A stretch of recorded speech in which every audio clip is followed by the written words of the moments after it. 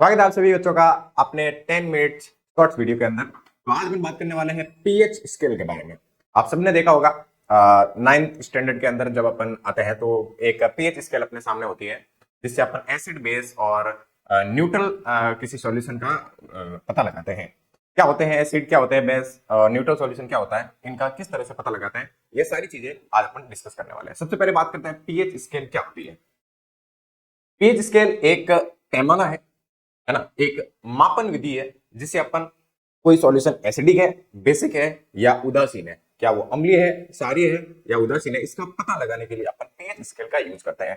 PH scale इस तरह की एक स्केल होती है जिसके ऊपर मार्किंग कर रखी होती है 1 से, मतलब अपन मान सकते हैं 0 से 14 तक की मार्किंग कर रखी होती है। यहाँ पर कहां से कहां तक? 0 से 14 तक की मार्किंग कर रखी है। देखते हैं पीएच का नाम क्या होता है। What is pH? पीएच ही क्यों नाम पड़ा? तो पीएच मतलब पावर ऑफ हाइड्रोजन। क्या बता रहा है? Power of hydrogen. मतलब ये शो करता है क्या? एसिडिटी या फिर बेसिसिटी। क्या बताता है? एसिडिटी या फिर बेसिसिटी के बारे में बताते हैं। कौन? पीएच। पीएच मतलब पावर ऑफ हाइड्रोजन। क्या बताता है? अम्लीय, वर्ष या फिर सारी स्तर के बारे में अपने को बताता है। ठीक है। पीएच स्केल कहां से होते हैं? 0 से 14 तक। फर्स्ट 0 से 6 तक के जो मापन है उन सारे सॉल्यूशन को अपन एसिडिक बोलेंगे। मतलब किसी सॉल्यूशन का पीएच 0 से लगाकर 6 तक है, मतलब 0 हो या 1 हो, 2 हो, 3 हो, 4 हो, 5 हो, 6 हो, तो ये सारे के सारे एसिडिक सॉल्यूशन के अंदर आते हैं। किसमें आते हैं? Acidic solution. न्यूट्रल कौन होगा? जिसका पीएच 7 हो उसे अपन न्यूट्रल या फिर उदासीन सॉल्यूशन बोलेंगे। जिसका पीएच क्या हो? 7 हो, 7 वाले को क्या बोलेंगे? न्यूट्रल बोलेंगे। और 8 से 14 तक को अपन बेस बोलेंगे। क्या बोलेंगे? बेस। जिसका पीएच 8 से 14 के बीच में आ रहा है ऐसे सॉल्यूशन बेसिक सॉल्यूशन होंगे, है ना, सारी होंगे।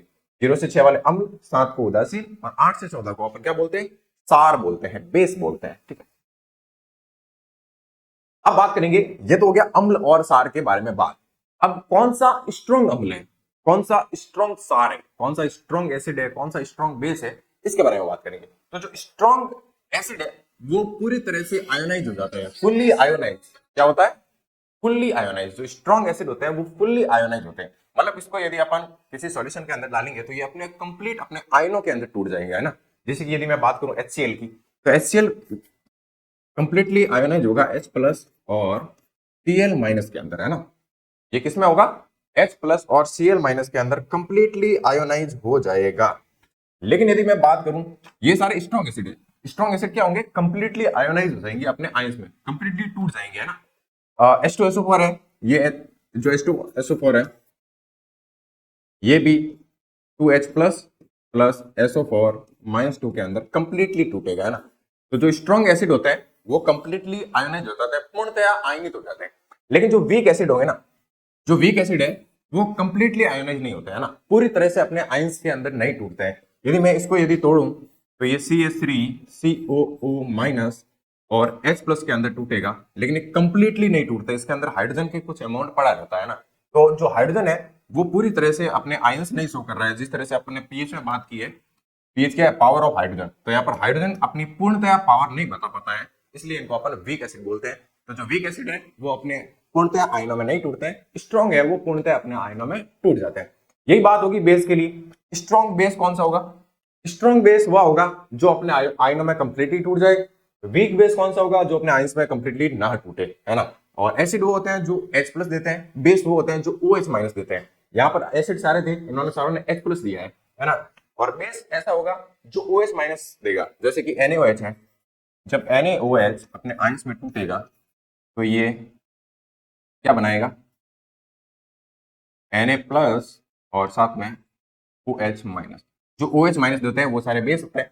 और यहाँ पर ये कंप्लीटली अपने आयंस में टूटता है, इसलिए अपन इसको स्ट्रॉन्ग बेस बोलेंगे। जैसे NaOH हो गया, KOH हो गया, CaOH2 हो गया, है ना। लेकिन वीक बेस ऐसे होंगे जो कंप्लीटली अपने आयंस के अंदर नहीं टूटते हैं, उनको वीक बेस बोलेंगे। और बेस वो होता है जो OH माइनस सॉल्यूशन, जो OH माइनस आयन देते हैं। एसिड वो होता है जो H प्लस आयन देते हैं। बेस वो होते हैं जिनका पीएच 8 से 14 के बीच में होता है। एसिड वो होते हैं जिनका पीएच 0 से 6 के बीच में होता है। और जिस सॉल्यूशन का पीएच 7 होता है उसको अपन उदासीन या फिर न्यूट्रल सॉल्यूशन बोलेंगे। ठीक है। बात करेंगे कुछ इंडिकेटर अपन कैसे पता कर पाएंगे यदि मेरे पास में कोई एक ग्लास में कोई सॉल्यूशन है, क्या वो एसिड है या बेस है, उसका अपन पता कैसे कर पाएंगे, उसको इंडिकेट किस तरह से कर पाएंगे। तो यहाँ पर एक एक होता है लिटमस पेपर, आपने सुना होगा छोटी क्लासेस के अंदर, एक लिटमस पेपर होता है। यदि उस लिटमस पेपर के ऊपर मैं एसिड डालूंगा तो वो लिटमस पेपर कैसा हो जाएगा, रेड हो जाएगा। कैसा हो जाएगा, रेड हो जाएगा। कैसा हो जाएगा, लिटमस पेपर रेड हो जाएगा जब उसके ऊपर क्या डालेंगे, एसिडिक सॉल्यूशन। तो यदि लिटमस पेपर रेड हो रहा है मतलब वो सॉल्यूशन कैसा है, एसिडिक है। तो ये इंडिकेट करता है कि लिटमस पेपर यदि रेड हुआ तो एसिडिक सॉल्यूशन है, और यदि लिटमस पेपर ब्लू हुआ, लिटमस पेपर कैसा हुआ, ब्लू हुआ, तो क्या होगा, वो बेस होगा। क्या होगा, बेस होगा। तो एसिड और बेस को इंडिकेट कर सकते हैं अपन लिटमस पेपर की सहायता से। उस लिटमस पेपर के ऊपर अपन यदि सॉल्यूशन डालेंगे तो यदि उस सॉल्यूशन से उस लिटमस पेपर का कलर चेंज हो रहा है और यदि वो कलर रेड हो गया तो वो एसिड है, और यदि वो कलर ब्लू हो गया तो वो क्या है, बेस है। इसी तरह से एक और प्रोसेस है इंडिकेट करने का, इसको बोलते हैं फिनोप्थेलिन। क्या है, फिनोप्थेलिन। फिनोप्थेलिन में क्या होता है कि जो एसिड है वो रंगहीन होता है, कलरलेस होता है, उसका कोई कलर नहीं आता है ना। फिनोप्थेलिन में क्या होता है, जो एसिड है वो कलरलेस होता है, उसका कोई भी रंग नहीं आता है, रंगहीन हो जाता है, कलरलेस हो जाता है, रंगहीन हो जाता है। लेकिन जो बेस है वो किस तरह का दिखता है, पिंक तरह का या फिर गुलाबी कलर का बेस निकल के शो होता है अपने को। ठीक है, ये कुछ इंडिकेटर है, मतलब अपन किस तरह से इंडिकेट कर सकते हैं, पता लगा सकते हैं कि कौन सा एसिड है कौन सा बेस है ना। और जो मोर आयोनाइज करेगा, जो कंप्लीटली आयोनाइज होगा उसको तो अपन स्ट्रॉन्ग बोलेंगे, मजबूत एसिड बोलेंगे, और जो कंप्लीटली आयोनाइज नहीं करेगा वो वीक एसिड बेस होगा, है ना। तो जो अपने आयंस में कंप्लीटली टूट रहा है उसको स्ट्रॉन्ग एसिड बोलेंगे, जो कंप्लीटली आयंस में नहीं टूट रहा है उसको वीक एसिड बोलेंगे। ठीक है, फिर बात करेंगे कुछ कॉमन पीएच वैल्यूज, जो अपन डेली जीवन में जो चीजें यूज करते हैं उनका पीएच क्या रहता है उनके बारे में बात करेंगे। तो जो लेमन होता है उसका पीएच होता है 2, हाईली एसिडिक होता है ना। लेमन का पीएच 2 होता है, जितना पीएच कम होगा उतनी एसिडिक कैरेक्टर ज्यादा होंगे, है ना, और जितना पीएच ज्यादा होगा उतना ही एसिडिक कैरेक्टर कम होगा, बेसिक कैरेक्टर ज्यादा होंगे। ठीक है, वाटर का पीएच 7 होता है, न्यूट्रल होता है, एकदम उदासीन होता है वाटर।